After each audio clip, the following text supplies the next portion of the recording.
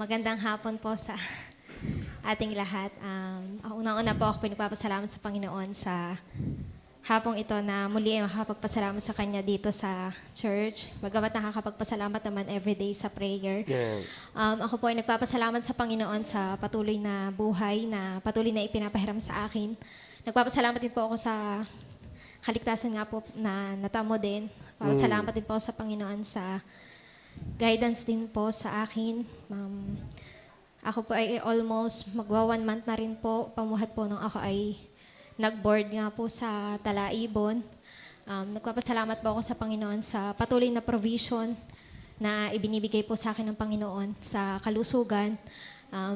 Bagamat medyo nag-a-adjust ulit po sa school dahil ako po ay napalipat ulit ng grade.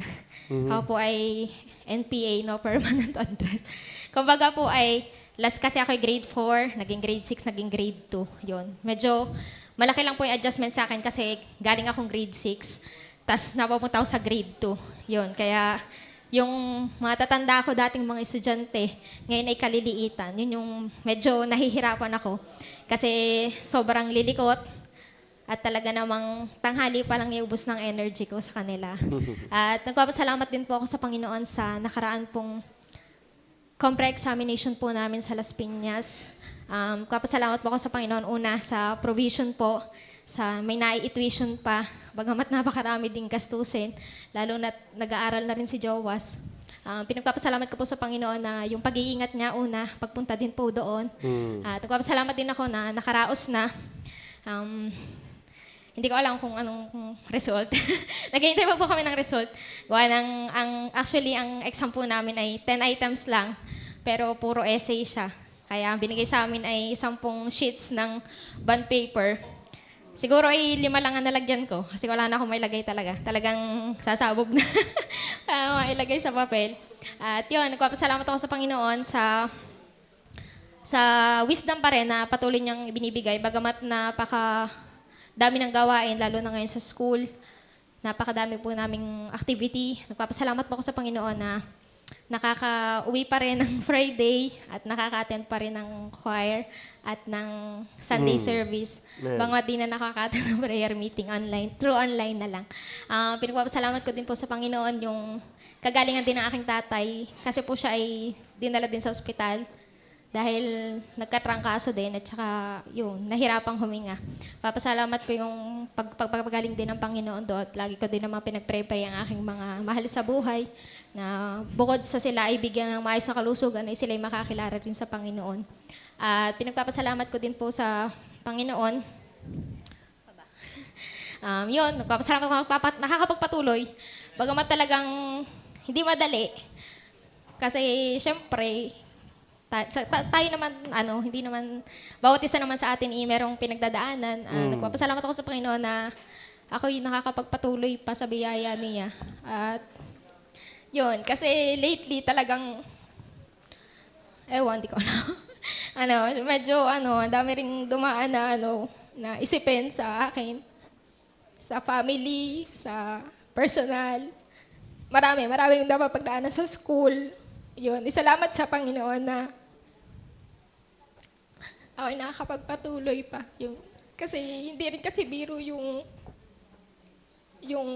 madami na rin kasi kumbaga yung mga responsibility ang aking na hindi ko naman, yung parang hindi naman para sa akin Siyempre ako na rin ang bumubuhat. Kaya papasalamat ako sa Panginoon sa tulong niya. Alam ko naman na siya ang nagpro-provide. At yun, salamat sa mga opportunity, sa mga blessing na patuloy na pinapadaloy sa akin na nagagamit ko din para sa aming family din, sa provision sa amin. Kasi hindi rin biro yung aming gastusin.